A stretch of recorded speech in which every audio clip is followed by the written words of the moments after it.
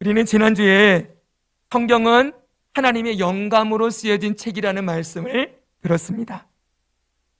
우리가 이 성경이 100% 하나님의 말씀이다 라는 것을 굳게 붙들어야 하는 이유는 오늘날 우리가 사는 이 시대가 성경의 권위를 도전하는 시대이기 때문에 그렇습니다. 성경의 권위를 뭐 한다고요? 도전하는 시대. 여러분, 아예 신앙이 없는 사람들은 성경을 사람이 쓴 책이다 이렇게 말하는 건 당연하겠지요. 수많은 책 중에 하나가 그냥 성경일 뿐이에요. 그러나 문제는 기독교인들 사이에서도 성경의 권위를 인정하지 않는 흐름들이 계속 물밀듯이 밀려들고 있습니다. 제가 서울에서 사역할 때 벌써 20년쯤이 됐네요.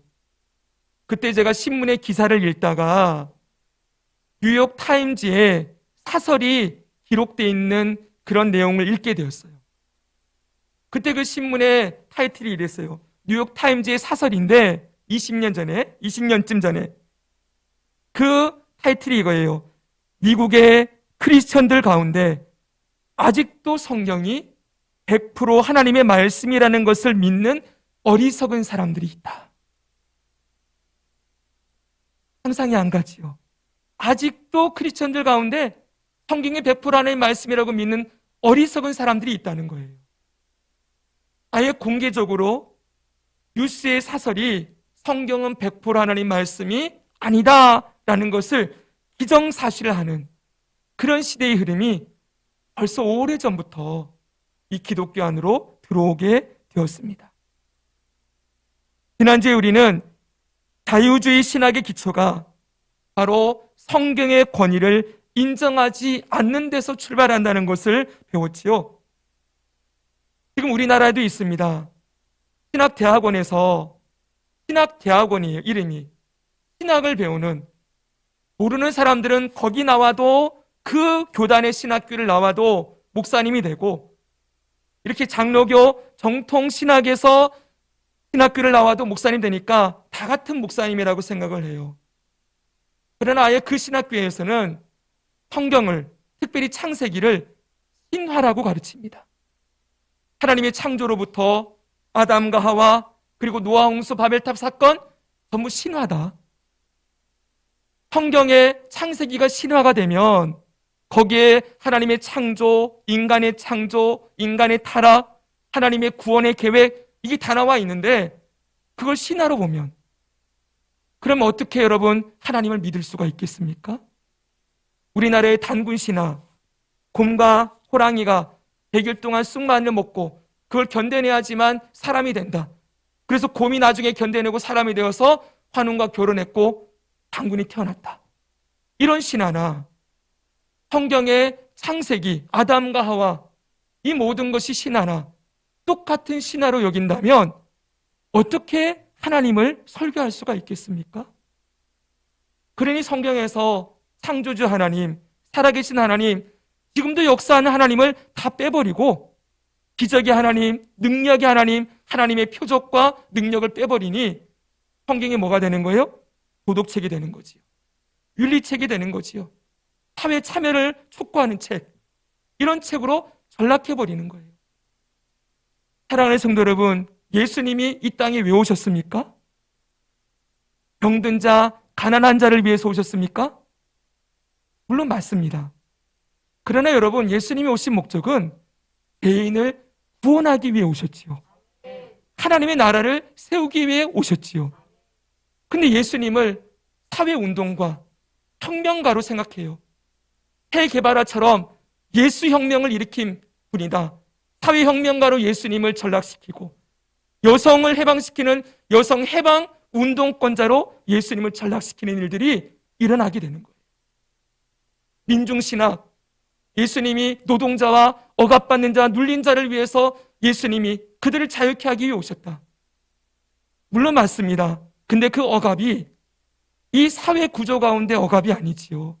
사단에게 눌리고 죄에게 눌리고 죽음에 눌려있는 자들을 해방하기 위해서 오신 분이시지, 노동자와 약자와 여성들과 여러분 병자들을 위해서만 오신 게 아니지요. 예수님이 수많은 병자를 고치고 약한 자를 일으키신 이유는 그들을 일으킨 다음에 항상 하시는 일이 있잖아요. 가서 내 죄를 다시는 짓지 말아라. 그들이 나중에 예수님이 하나님이심을 믿게 하기 위하여서 그런 일을 하신 것이지 그게 목적이 아닌데 이 신학을 어떻게 가지냐에 따라서 성경을 어떻게 보느냐가 다 결정된다는 거예요. 사랑하는 성도 여러분, 오늘날 이 시대에 기독교인들 가운데서 성경을 인간이 쓴 책이다, 아니면 하나님의 말씀과 사람의 말이 뒤섞여 있는 책이다, 이렇게 보는 것 자체가 기독교 신앙의 근본을 부정하는 태도인 것입니다. 우리는 성경이 하나님의 영감으로 기록된 하나님의 말씀이요 100% 완전한 하나님의 말씀임을 믿습니다. 그러면 여러분, 오늘 이 설교를 시작하면서 먼저 여러분께 이런 질문을 던져보겠습니다. 예수님 시대에 성경이 있었을까요? 예수님 시대에 성경이 있었습니까? 네, 있었습니다. 오늘 본문을 보십시오. 자, 17절, 18절 쭉 읽어봅니다. 시작. 내가 율법이나 선지자를 폐하러 온 줄로 생각하지 말라. 폐하러 온 것이 아니요 완전하게 하려 함이라. 진실로 너희에게 이르노니 천지가 없어지기 전에는 율법의 1.1획도 결코 없어지지 아니하고 다 이루리라. 그러므로 누구든지 이 계명 중에 지극히 작은 것 하나라도 버리고 또 그같이 사람을 가르치는 자는 천국에서 지극히 작다 일컬음을 받을 것이요 누구든지 이를 행하며 가르치는 자는 천국에서 크다 일컬음을 받으리라. 아멘. 여기 본문을 보십시오. 여기 보면 율법, 선지자, 율법과 선지자, 그리고 율법, 계명, 이런 단어들이 나오죠. 이게 전부 구약 성경을 지칭하는 표현들이에요. 여기 율법과 선지자라는 표현은 신약 성경에 총 12번이 나옵니다. 이게 전부 예수님 당시에 이미 구약 성경이 존재하고 있었음을 보여주고 있는 거예요. 누가복음 24장 44절을 보십시오. 또 이르시되 내가 너희와 함께 있을 때에 너희에게 말한 바 곧 모세의 율법과 선지자의 글과 시편에 나를 가리켜 기록된 모든 것이 이루어져야 하리라. 아멘. 여기 보십시오. 예수님 말씀이에요. 모세의 율법, 모세오경이지요. 선지자의 글, 이사야, 예레미야, 선지서의 글들, 시편, 구약 성경이지요. 이 구약 성경에 있는 말씀이 모두 예수님을 가리키는 말씀이다 라고 예수님 자신이 증언해 주셨어요. 예수님이 누굽니까? 하나님의 아들이시지요. 하나님의 아들이신 예수님이 이 하나님의 아들일 뿐만 아니라 요즘 우리 새벽에 요한복음의 말씀을 강해하고 있는데 거기 보면 말씀이 육신이 되신 분이 예수님이다 말씀하지요. 바로 그분이 말씀이에요. 그 말씀이신 예수님이 구약의 말씀, 이건 어떻게 보면 예수님이 직접 쓰게 하신 말씀인 거예요. 이 말씀을 직접 말씀하시면서 이 말씀을 인용하고 있다는 건 예수님 시대에 말씀이 있었고 예수님이 그 말씀을 하나님의 말씀, 곧 자신이 쓰게 한 그 말씀이라는 걸 인정하셨다는 것을 증명해 주고 있는 것입니다. 심지어 예수님은 직접 성경이라는 단어를 쓰시기도 하십니다. 마태복음 21장 보면 예수께서 이르시되 너희가 성경에 건축자들이 머린 돌이 모퉁이의 머릿돌이 되었나니, 성경에 그랬지요. 예수님이 성경이라는 단어를 썼다는 거예요. 그 다음 마가복음 12장에도 너희가 성경에 그랬습니다. 우리가 읽는 디모데후서 3장 15절 16절 계속 2주간 들었던 말씀에도 또 어려서부터 너희가 성경을 알았나니, 성경은 능히 너로 하여금 모든 성경은, 신약시대에 이미 성경 말씀이 존재했다는 것을 말씀해 주고 있는 거예요. 학자들의 연구에 따르면 신약 성경에서 잘 들어보세요. 신약 성경에서 예수님의 말씀이나 신약의 저자들의 글을 보면 구약 성경 39권 가운데 34권의 말씀이, 4권에 포함된 말씀이 직접 인용되었음을 분명하게 밝혀냈습니다. 그러니까 이미 예수님 당시에 구약 성경이 있었고 그 말씀을 예수님이 인용하시기도 하시고 신약의 저자들이 인용했다는 것이죠. 이렇게 볼 때 여러분, 예수님의 말씀은 분명한 성경에 대한 말씀이지요. 그러므로 예수님은 오늘 본문에서 구약 성경에 대해서 이렇게 가르쳐 주시는 것으로 우리는 정리할 수가 있어요. 보십시오. 첫째, 예수님은 율법과 선지자, 즉 성경을 완전하게 이루기 위해서 이 땅에 오셨습니다. 아멘. 두 번째, 율법, 즉 성경은, 같이 한번 읽을까요? 시작. 성경은 1.1획도 없어지지 않고 다 이루어진다. 할렐루야. 아멘. 예수님 말씀이에요. 세 번째, 이 계명, 즉 성경 중에 어느 것 하나라도 버릴 수 있다 없다? 버릴 수 없다. 예수님 말씀했잖아요. 이 성경, 이 계명 중에 지극히 작은 것 하나라도 버리고 또 그같이 사람을 가르치는 자는, 성경을 골라낼 수 있어요 없어요? 말씀 골라낼 수 없어요. 골라내서 가르치는 것, 버리고 가르치는 것, 하나님이 용납하지 않으시는. 네 번째로 이 계명, 즉 성경은 모든 믿는 자들이 행하고 가르쳐야 할 말씀이다. 이 말씀은 행하고 가르쳐야 될 말씀이다 라는 것을 우리에게 분명하게 알려주고 있습니다. 정리하면 예수님은 성경을 완전하게 하기 위하여 이 땅에 오셨고 이 성경은 1.1획도 없어지지 않고 다 이루어질 것이요, 성경 중에서 하나도 버려서는 안 되고 성경은 모든 성도가 배우고 행해야 하는 것이다. 이것이 예수님 말씀이요 우리의 신앙 고백입니다. 우리는 세월이 지나고 세상이 변해도 아무리 성경이 인간의 책이라고 외치는 사람들이 판을 쳐도 저와 여러분에게 성경은 1.1획도 변함이 없는 하나님의 말씀이요, 이 계명 중에 어떤 것 하나도 버릴 수 없고 이 성경이 우리 삶의 오직 유일한 삶의 규범과 법칙이 됨을 믿습니다. 아멘. 그런데 여러분, 여기서 우리는 또 하나의 질문을 던져야 됩니다. 지금 우리는 아까 전에 주일학교 설교에서 구약 성경이 총 39권으로 이루어졌다 이렇게 들었지요. 그리고 신약 성경도 27권이라고 우리는 들었습니다. 총 66권. 이 성경이 어떻게 성경으로 확정되었는가라는 문제를 한 번은 짚고 넘어가야 되는 것입니다.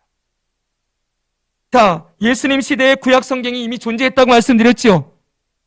그리고 신약은 예수님이 부활하시고 승천하신 이후에 교회 시대 때 27권으로 확정이 되었어요. 지금 우리는 신구약 총 66권으로 되어진 이 성경을 손에 들고 있습니다.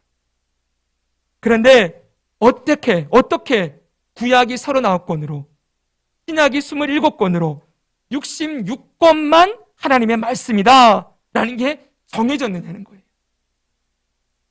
자, 이것을 아는 것이 너무너무 중요해요. 지금 이 성경 66권이 우리 손에 들려지기까지는, 지금 우리 손에 있는 이 성경, 이게 우리 손에 들려지기까지는 반드시 두 가지 과정이 있어야 됐어요. 첫 번째 과정은 바로 정경화 과정입니다. 정경이 뭔지 조금 이따 설명드릴 거예요. 구약 39권, 신약 27권, 총 66권이 정경이다라고 확정된 그 과정들, 이거 우리가 알아야 되고요. 두 번째는 타본과 번역의 과정이에요. 성경은 원래 저자들이 쓴 원본이 있겠지요. 그렇죠, 여러분? 근데 이 원본이 지금 우리에게 있습니까? 없습니까? 없어요. 다음 주에 이 부분을 말씀드리겠지만 대부분이 파피루스로 쓰여졌기 때문에 이건 시간이 지나면 낡게 돼 있고 사용하면 닳아서 없어져요. 그래서 반드시 성경은 사본화, 사본, 필사, 처음에는 베껴서 쓰다가 나중에는 인쇄를 하는 과정을 거치게 되어 있는 거지요. 그리고 그것만이 아니겠죠? 번역이 돼야 되겠죠? 구약은 히브리어, 신약은 헬라어로 쓰여진 성경이 각 나라의 언어로, 지금 우리나라의 언어로 번역된 과정을 거쳐서 우리 손에 들려 있는 거예요, 이 성경이. 그러므로 여러분이 정경화 과정과 사본과 번역의 과정이 어떻게 이루어지는지를 우리가 확인해야 지금 우리가 들고 있는 이 성경이 하나님의 말씀이다라는 걸 우리가 인정하고 받아들일 수 있을 거 아니에요. 이해되십니까? 왜 이 두 과정을 아는 게 중요한지 아세요? 지금 우리는 이 신구약 성경 66권만 하나님의 말씀이라고 믿지만 그렇게 생각하지 않는 사람들이 존재하기 때문이에요. 예를 들어 볼까요? 먼저 성경에 대한 문제입니다. 우리는 구약을 39권이라고 믿지만 카톨릭에서는 이 39권의 구약 성경에 7권을 더해서 총 46권을 구약 성경 정경이라고 말하고 있습니다. 우리와 똑같이 39권의 성경은 제1정경, 그리고 나머지 7권은 제2정경, 다른 말로 하면 외경이라고 하지요. 들어보셨죠? 외경이라고 하는 그 7권을 더해서 46권을 구약 성경으로 가지고 있는 거예요. 그럼 우리 개신교와 카톨릭의 차이가 도대체 뭔지, 왜 그들은 46권 얘기하고 우리는 39권만 하나님 말씀이다라고 얘기하는지 차이를 알아야 되겠지요. 또 하나입니다. 번역에 대한 문제도 한번 생각해 봅시다. 그림이 있는데요. 네. 이게 카톨릭 성경에 여기는 지금 구약이 몇 권 들어있다고요? 46권이 들어있다고요. 자, 번역의 문제도 봅시다. 번역의 문제는 앞에 보시면은 킹 제임스 흔적역이라고 되어 있습니다. 영어 번역 성경 가운데 킹 제임스 번역 성경이 있어요. 그런데 이 성경이 정말 번역이 잘 된 책이에요. 문제는 뭐냐 하면 사람들 가운데 이 책만, 이 킹 제임스 버전, 이 버전의 책만, 번역본만 영감된 하나님의 말씀이다. 다른 번역본들은 다 잘못된 성경이다. 하나님의 말씀이 아니다 라고 외치는 사람들이 생겨났기 때문이에요. 이 사람들을 말씀 보존학회라고 킹 제임스 버전만 하나님 말씀이라고 인정하는 사람들을 이단으로 규정했습니다. 그럼 여러분, 이 사람들 논리라면은 우리도 킹 제임스 버전만 봐야 되겠죠? 이거 볼 수 있습니까? 없습니까? 이거 하나님 말씀이 아닌 게 섞여 있는 거예요. 이렇게 얘기하는 사람들이 지금 이 시대에 있기 때문이지요.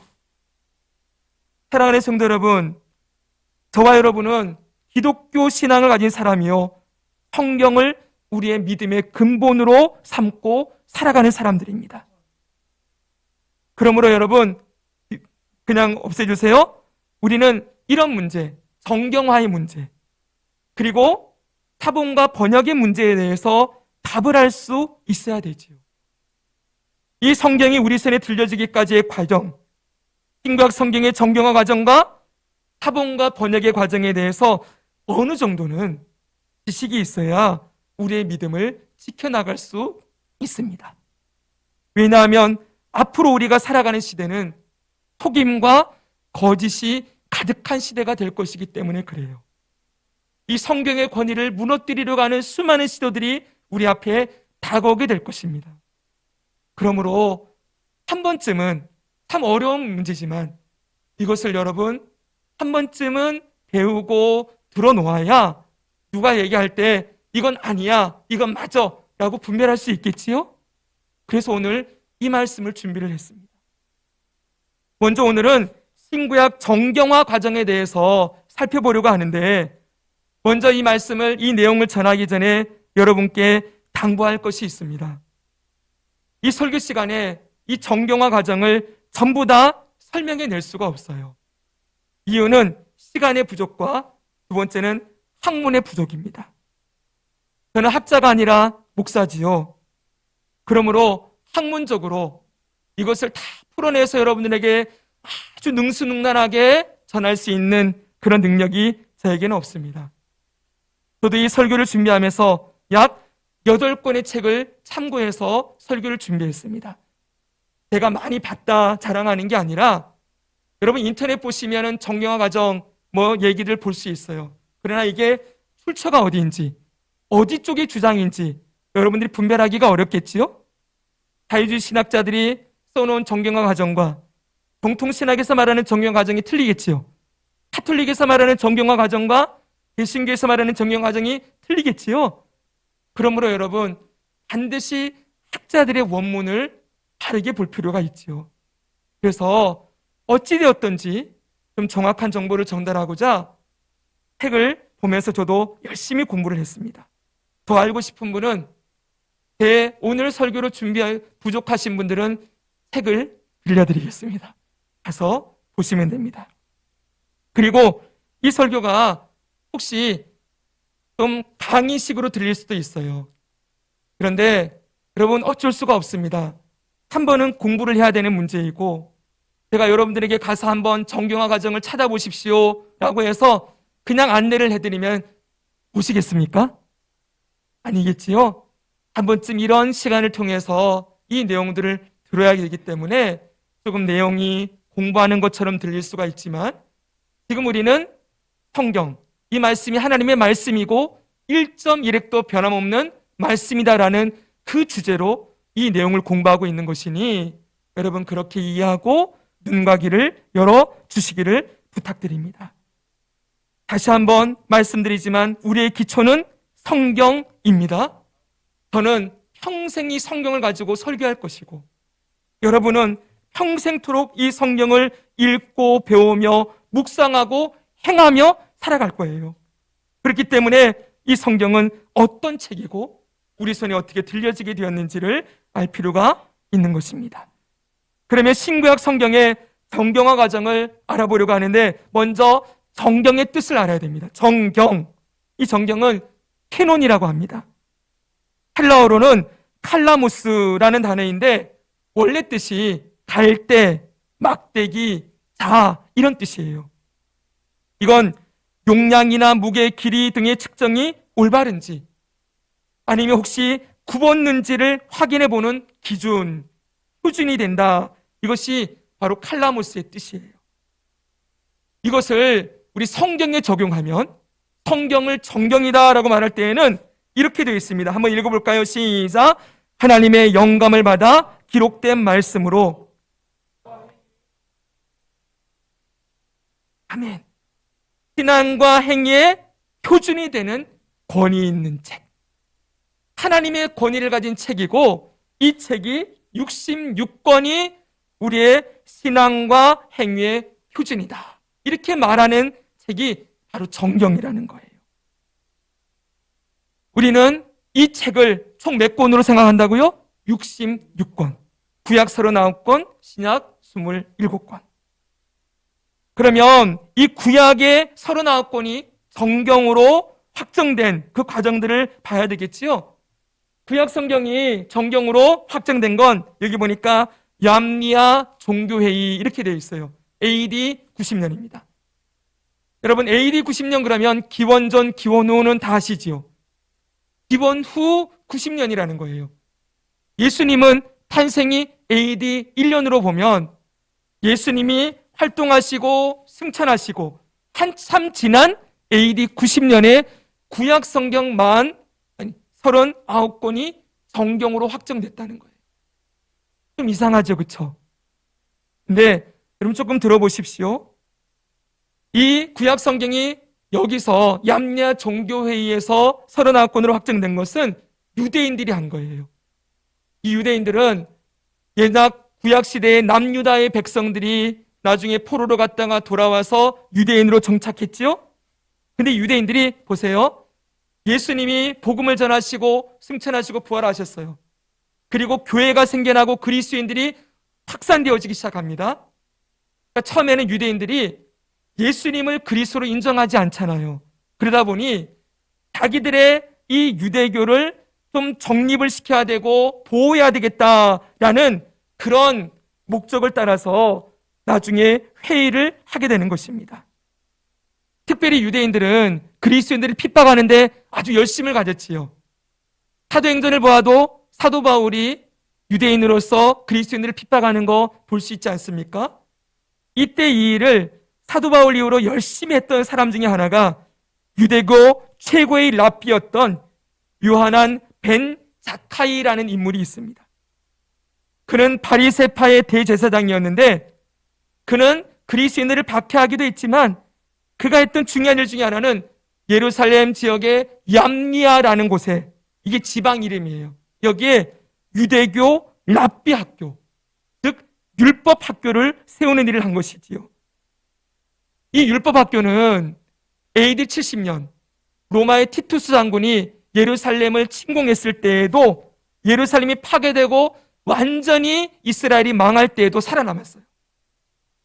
그래서 이 그리스도교의 확산과 그리고 로마의 핍박 가운데서 자신들의 신앙을 지키기 위해서 어떻게 했냐? 구약의 성경을, 구약 성경을 이들이 모여서 39권으로 확정하는 일이 있게 된 것입니다. 그럼 여기서 질문이 또 나오겠죠? 그럼 얌리아 종교회의에서 확정한 39권을 어떻게 개신교가 받아들이게 되었느냐? 이 과정들이 또 복잡하게 있어요. 자, 그런데 일단 다 거두절미하고 잘 보십시오. 표면적으로 보기에는 얌리아 종교회의에서 39권이 확정된 것으로 보이지만 아까 우리가 읽었지요. 예수님이 이미 성경에서 말씀하셨잖아요. 예수님 때 이미 성경이 존재했지요. 이 성경이 얌리아 종교회의에서 39권이 짜잔 하고 등장한 게 아니라는 거예요. 이미 예수님 때에도 있었어요. 언제부터 있었느냐? 바로 이때부터 있었어요. 에스라 시대. 에스라는 구약 성경의 에스라, 느헤미야, 에스더, 포로 귀환 시대의 사람이지요. 에스라는 학자이고 제사장이었어요. 이 에스라가 했던 일이 뭐냐면 포로 귀환에서 돌아온 유대인들, 그 유대인들에게 하나님의 말씀을 가르치고 그 하나님의 말씀으로 이 백성을 일으키는 일을 했던 종교개혁자예요. 누구라고요? 종교개혁자. 에스라가 제일 열심히 했던 일이 뭔지 아세요? 바로 말씀을 가르치는 일이었어요. 그래서 여러분, 에스라 때 이미 성경이 존재하고 있었어요. 뭐가 있었을까요? 모세오경. 뭐가 있었다고요? 모세오경. 이걸 율법이라고 그들은 불렀어요. 그리고 선지자의 글들이 있었겠지요. 아까 율법과 선지자의 글이 구약 성경을 지칭하는 말이라 그랬잖아요. 자, 이 율법을 에스라가 이미 사람들에게 가르치는 모습이 여러분 느헤미야 8장에 보면 이미 나오고 있어요. 느헤미야 8장의 말씀 읽어볼까요? 시작. 7대 달 초하루에 제사장 에스라가 율법책을 가지고 회중 앞 곧 남자나 여자나 알아들을 만한 모든 사람 앞에 이르러 수문학 광장에서 새벽부터 정오까지 남자나 여자나 알아들을 만한 모든 사람 앞에서 읽음에 무 백성이 그 율법책에 귀를 기울였는데 아멘. 이미 에스라 시대에 율법이 모세오경이 가르쳐지고 있었고 이 에스라는 모세오경만 붙든 게 아니라 그 뒤에 나오는 선지자들의 글들이 있죠. 이걸 다 종합을 했어요. 그래서 학자들은 이미 에스라 시대에 구약 성경 39권, 딱 39권 아니지만 이미 30권 이상의 성경 목록이 정해져 있었다라고 얘기를 하고 있어요. 그리고 여러분, 이게 시간이 흘러서 또 한 번의 중요한 사건이 있습니다. 이거는 70인역이라고 부르는 사건이에요. 이건 뭐냐면 히브리어로 쓰여진 구약 성경이 헬라어로 그리스어로 번역되어진 사건. 이 사건은 너무너무 중요한 사건이에요. 이건 BC 3세기 예수님이 오시기 약 300년 전에 일어난 일이에요. 이때 어떤 일이 있었느냐? 이 팔레스타인 지역을 이집트의 프톨레미 왕조가 지배하고 있었습니다. 그때 이 프톨레미 왕조의 왕의 이름은 그냥 모르셔도 돼요. 톨레미 필라델푸스라는 왕이 있는데 이 사람이 당시 이집트의 수도였던 알렉산드리아. 이 알렉산드리아에 세계에서 가장 큰 도서관을 지었어요. 학문적인 열정이 대단했지요. 그리고 그는 꿈이 있었는데 자기가 지은 이 도서관에 세계의 모든 책을 다 소장하는 거예요. 근데 책 목록을 찾다 보니까 유대인들이 믿고 있는 하나님에 대한 책, 구약 성경이 있었겠죠, 그렇죠? 이 구약 성경도 이 도서관에 소장하고 싶은 거예요. 그래서 유대인 율법학자들을 불러 모읍니다. 72명을 불러 모아서 그들을 한자리에 모아놓고 히브리어로 쓰여진 이 구약 성경을 헬라어로 번역하게 만든 거예요. 그렇게 해서 탄생된 성경이 70인역 이렇게 부르는 성경입니다. 어떤 교회에서는 저기 러시아 쪽이나 이쪽에서는 아예 70인역 이 성경을 번역한 걸 지금도 구약 성경으로 가지고 예배드리는 그런 교회들이 있어요. 자, 어찌되었던 이렇게 70인역 성경이 탄생이 되었는데 여기에 보면 지금 우리가 읽고 있는 이 성경 구약 39권의 목록이 그대로 들어가 있어요. 39권이 다 번역이 돼서 들어가 있다는 건 이미 BC 3세기에 구약 성경 39권이 존재했다는 걸 의미하는 거지요. 그렇죠, 여러분? 그리고 이게 마침내 AD 90년 얌니아 종교회에서 확정되었을 뿐이라는 거예요. 그때 툭 튀어나온 게 아니라 이미 에스라 시대부터 그 전에 모세오경이 있었지요. 잘 들어보세요. 모세오경은 BC 1400년대에 쓰여졌어요.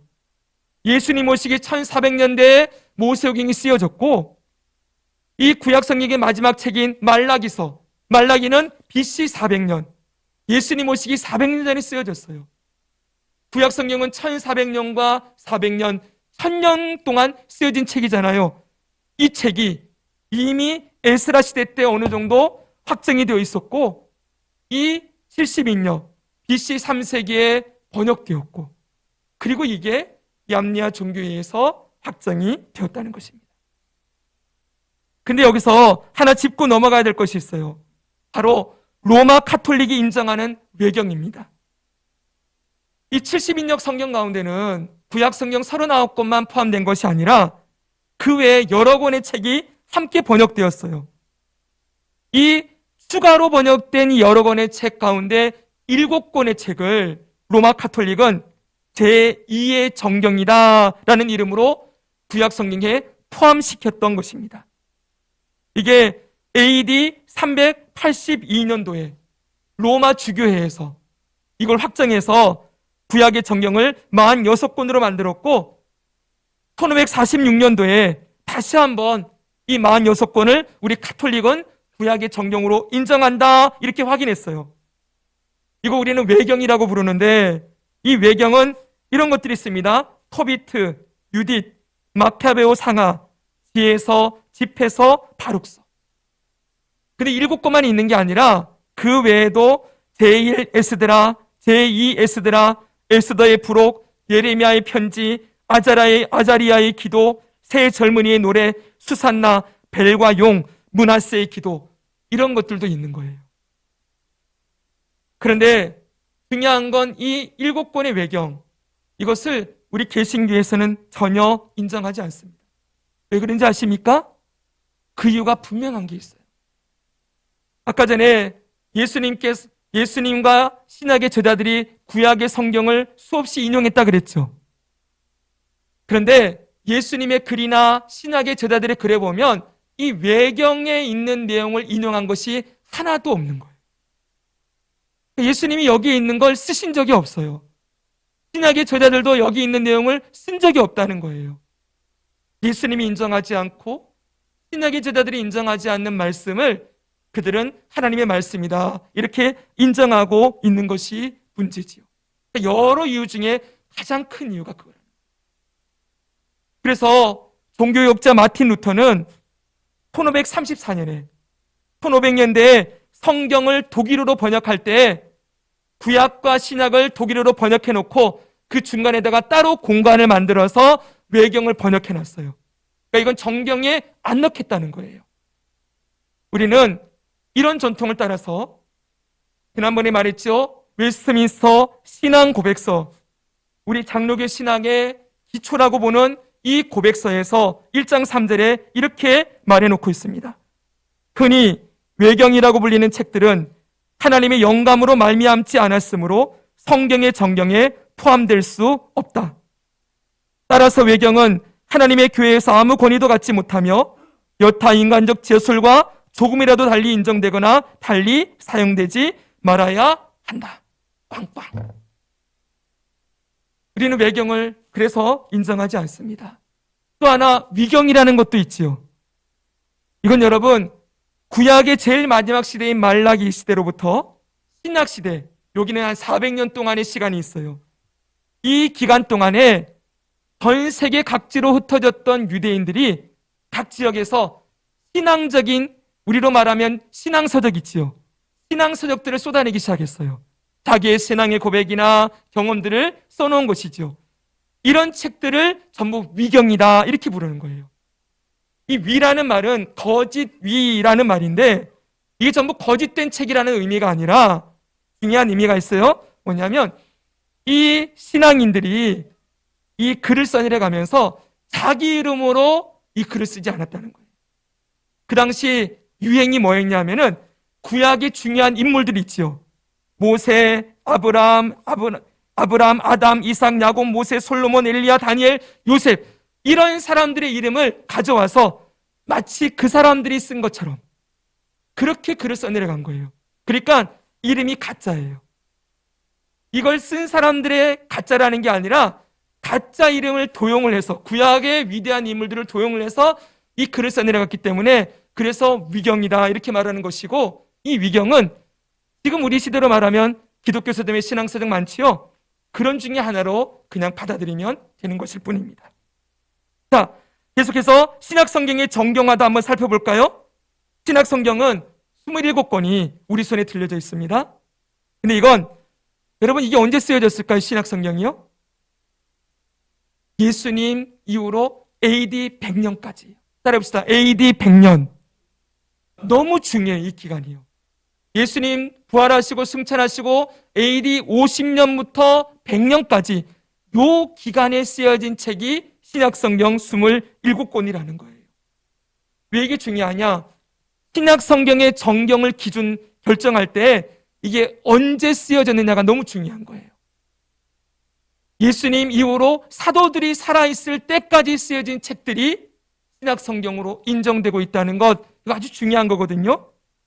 자, 그래서 2세기 들어가면, 이제 예수님 부활 승천하시고 2세기가 들어가면 교회에서 이미 예배 시간에 성경을 사용하고 있음을 기록을 통해 볼 수 있어요. 보십시오, 여러분. 2세기 순교자 중에 한 사람인 저스틴이라는 분은 그리스도인의 주일 예배라는 그 글을 써놓은 것을 볼 수가 있어요. 거기 보면 이렇게 되어 있습니다. 사도들의 회고록 시작. 그리고 선지자의 글, 구약을 읽은 뒤에 설교하고 기도하고 성찬에 이어서 고아와 과부를 위한 복음 순서를 가졌다. 이게 AD 2세기에 예배드리는 장면이에요. 지금 우리와 별반 다를 바가 없죠, 그렇죠? 그때에도 신약의 성경, 구약의 성경을 그들이 읽고 설교했다는 거예요. 이미 성경이 어느 정도 신약 성경이 확정되어 있다는 걸 보여주고 있는 것이죠. 그런데 문제가 생기기 시작했어요. 그건 다름 아닌 영지주의라는 헬라 철학의 영향이 교회 안으로 들어오게 된 거예요. 이 영지주의자들은 지식으로 구원을 받는다, 알므로써 구원받는다라고 해서 지적인 저작물들, 글을 쓰는 것이 굉장히 그 당시에 유행을 했거든요. 근데 여러분, 이 영지주의자들이 기독교 신앙을 왜곡해서 써내려간 글들이 수없이 쏟아지기 시작하는 거예요. 오죽하면 이 당시에 복음서, 우리는 복음서가 4권이지요. 근데 그 당시 복음서가 50권 정도가 있었대요. 얼마나 많은 복음서들이 쏟아졌는지 알겠지요. 그래서 교회의 지도자들은 이걸 걸러내기 위해서 신약 성경의 정경화를 시작하는 거예요. 그래서 신약 성경의 정경화는 첫째, 이 책이 성령의 영감을 받은 책인가라는 것을 분별하는 것이었고, 두 번째는 가짜 저작물들을 걸러내는 것, 제외시키는 것, 이게 아주 중요한 과제였어요. 그래서 어떻게 보면 신약 성경의 정경화는 이단들의 공격을 막아내기 위해서 시작된 것이다, 이렇게 볼 수 있죠. 그래서 어떤 학자들은 이렇게까지 얘기해요. 이단은 정통의 어머니다. 그러니까 이단의 사상이 어머니라는 게 아니라 이단들의 발흥 때문에 결국 진리를 구별하는 일을 시작하게 되었다는 거예요. 또 하나 신약 성경이 정경하는 또 하나 아픈 역사가 있습니다. 바로 로마의 박해 때문이에요. 여러분들이 기독교 역사를 보면 로마 황제 가운데 10명의 박해가 있어요. 그러니까 기독교 박해 10대 황제, 이런 게 있어요. 네로 황제를 시작으로 해서 1번입니다. 그리고 마지막 10번째가 AD 303년 디오클라티누스, 이 사람까지 300년 동안 기독교 박해가 극심했어요. 근데 이 기간 동안 이 로마가 어떻게 박했는지 아세요? 교회를 불태우는 것, 또 하나 교회 안에 있는 성경, 서적들을 다 불태우는 일을 했고요. 회중을 해산시키고 그리스도인의 재산을 압류하고 고문을 지시하는 것, 이렇게 전방위적으로 박해가 이루어졌지요. 그래서 이 극심한 박해 가운데 성경이 다 불태워지고 있으니까 어떻게 해야 되겠어요? 이 박해 가운데 신약 성경을 구별하여 선정하는 일이 너무나 중요했던 거예요. 그래서 마침내 이런 과정을 거쳐서 AD 397년에 카르타고 공회라는 곳에서 27권의 신약 성경이 정경으로 확정되었습니다. 여기까지 좀 급하게 왔는데, 그럼 보십시오. 그럼 마지막으로 우리는 이 신구약 성경 66권의 정경화 과정을 어떻게 인정할 수 있는가? 이게 어떻게 하나님이 하신 일이라고 받아들일 수 있는가? 이 부분이 남았겠죠?